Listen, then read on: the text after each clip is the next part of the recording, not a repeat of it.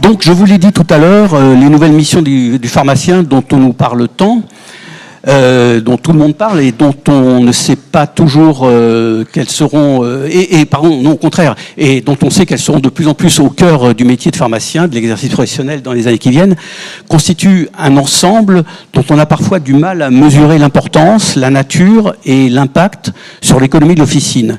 Sont-elles vraiment rentables ?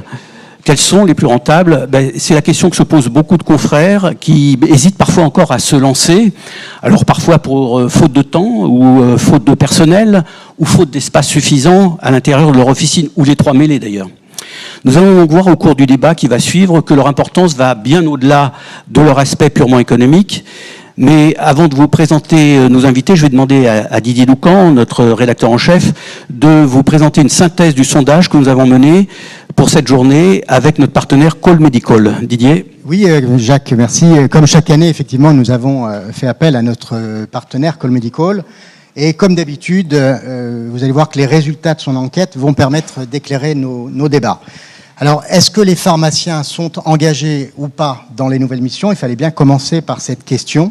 Et on constate, à en croire les chiffres, que cette nouvelle façon d'exercer a clairement intégré les habitudes des officines. Pratiquement 3 pharmaciens sur 4, 74% exactement, vous pouvez le vérifier sur votre leaflet. Oui, ça ne s'affiche pas à l'écran, mais vous l'avez sur vos sièges, sur vos chaises. La synthèse de l'étude. Donc je disais, 3 pharmaciens sur 4 déclarent mettre en œuvre une nouvelle mission ou promettent de le faire prochainement.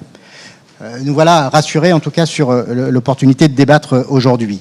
Nous avons également demandé aux pharmaciens quelles étaient selon eux les missions prioritaires à développer, sans surprise. Les tests, les dépistages, cancer colorectal, grippe, Covid, angine, diabète, ainsi que la vaccination arrivent en tête des réponses. Au passage, vous noterez que la téléconsultation et le télésoin motivent tout de même 11% des répondants. Ce que nous apprend aussi l'enquête de Call Medical, et c'est au moins aussi intéressant, ce sont les raisons invoquées par les pharmaciens qui ne sont pas encore engagés dans une nouvelle mission. Sur le podium des arguments développés, on trouve que des manques, le manque de temps, 67%, le manque de personnel, 43%, et le manque de place, 19%. Plusieurs réponses étaient possibles, vous l'avez compris. Et puis, il en sera aussi beaucoup question au cours de cette table ronde, même si on a déjà abordé ce problème avec nos comptables. Nous avons également interrogé les officinaux sur la capacité, selon eux, des nouvelles missions à profiter au modèle économique de l'officine. Et là, je dois dire que la réponse est assez balancée, peut-être preuve d'un manque de visibilité. 45% des pharmaciens se disent confiants et presque autant, 39%, sont au contraire sceptiques. Voilà résumé les principaux enseignements de cette nouvelle enquête, dont vous retrouverez donc l'intégralité des résultats commentés, bien sûr, dans les pages du quotidien, en plus de ce que vous avez trouvé sur vos sièges. Jacques, sans perdre plus de temps, je te repasse le micro pour lancer véritablement les débats. Eh bien, merci Didier. Donc, pour débattre de ces nouvelles missions, nous entendrons tour à tour Pierre-Olivier Variot, président de l'Union des syndicats de pharmaciens d'officine, Philippe Besset, président de la Fédération des syndicats pharmaceutiques de France, Alain Groslo, président de Fédergie, la chambre syndicale des groupements de pharmacie, et Laurent Filoche, président de l'UDGPO, l'Union des groupements de pharmaciens d'officine. Si vous le voulez bien, nous allons commencer par vous, Pierre-Olivier Variot, si vous voulez venir. Vous pouvez rester debout, vous asseoir, comme vous vous sentez plus à l'aise. On va rester debout. Je vois un peu plus loin comme ça. À quelques jours ou peut-être quelques semaines de l'ouverture des débats sur la convention pharmaceutique, le volet économique, je rappelle, est-ce que les nouvelles missions seront au cœur des discussions avec l'assurance maladie et lesquelles ? Alors, on ne va pas refaire la négociation, ni le préambule de la négociation. Il y aura deux objets dans la négociation. Il y aura l'inflation et corriger l'inflation sur notre cœur de métier qui est véritablement la dispensation. Et il y aura bien sûr les nouvelles missions. Une profession, si on veut qu'elle évolue, il faut qu'elle évolue dans le sens large. Si on regarde un petit peu dans l'arrière, ce qui s'est passé avec les premières nouvelles missions, enfin c'est un terme qu'on a inventé quand même, les nouvelles missions, dans la prise en charge des patients asthmatiques, AOD, les bilans partagés, on a fait une erreur. On a voulu faire quelque chose de beaucoup trop académique, de beaucoup trop, je fais l'étude de l'ordonnance de 6e année. C'est pas ça. Le bilan, c'est le patient qui nous parle de sa vie avec son traitement. Et c'est dur de ramer parce qu'on a fait cette erreur-là au début. Ça prend beaucoup moins de temps, et quand on en a fait quelques-uns, on se rend compte que ça prend encore moins de temps. Alors on va pas parler d'industrialisation, hein, on va juste parler d'optimisation, mais on se rend compte qu'on va plus vite et que ça devient rentable. Mais pour ça, il faut en avoir fait.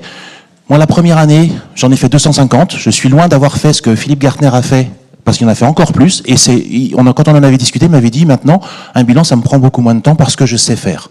Donc, la difficulté, c'est pas le bilan. La difficulté, c'est qu'on n'ose pas le faire. Voilà. Donc ça, c'est la première chose sur le passé. Comme vous l'avez dit, on va se projeter sur l'avenir. Et je pense que les pharmaciens ont envie d'avoir des nouvelles missions, mais plus forcément des missions qui peuvent juger comme chronophages. Donc il y aura deux types de nouvelles missions. Il y aura des nouvelles missions qui seront courtes et que quelque part on fait déjà, et on veut être rémunéré pour ce que l'on fait. Ça va être les interventions pharmaceutiques qui sont le cœur de notre métier et pour lesquelles aujourd'hui c'est transparent. On ne sait pas ce que l'on fait parce qu'on ne l'objective pas. Avec la e-prescription, ce sera le cas.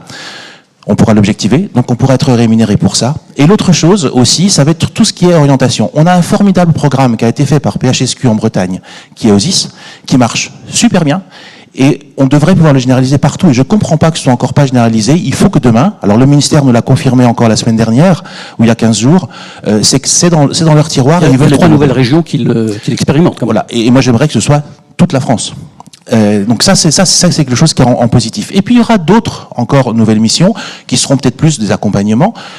Une qui va arriver très très vite, qui seront la nouvelle mission d'accompagnement des patients sous opioïdes, donc tramadol et puis codéine, parce qu'il y a du mésusage, parce qu'il y a aussi une certaine dépendance à ces médicaments-là. Donc il faut qu'on accompagne ces patients-là sous la forme d'un entretien court au comptoir, même genre que l'entretien femme enceinte, ça durera 4-5 minutes et ce sera fait au comptoir dès le premier renouvellement d'un traitement opioïde. D'autres qui vont arriver, qui sont en construction, qui seront eux un peu plus longs, ce sera à l'image de ce qui a été fait dans les Hauts-de-France par l'URPS pharmacien, la prise en charge et le dépistage du risque cardiovasculaire chez les patients, avec un questionnaire. Les Hauts-de-France avaient fait une glycémie capillaire, voire même pas un dosage, je ne veux pas utiliser ce mot-là, mais un repérage du cholestérol avec des valeurs anormales. Je ne sais pas comment on va le faire, on va commencer de le construire. Et puis il y a d'autres bilans qui vont arriver par la suite, qui seront plus des bilans fondamentaux, par exemple pour le diabète. On avait aussi proposé qu'il y ait un dépistage de l'ostéoporose, un dépistage de la DMLA, qui sont des entretiens très courts aussi, et qui peuvent être porteurs, et tout simplement dans le but de réorienter le patient dans un parcours de soins. C'est fondamental. Par rapport à ces nouvelles missions, il y a une ligne rouge.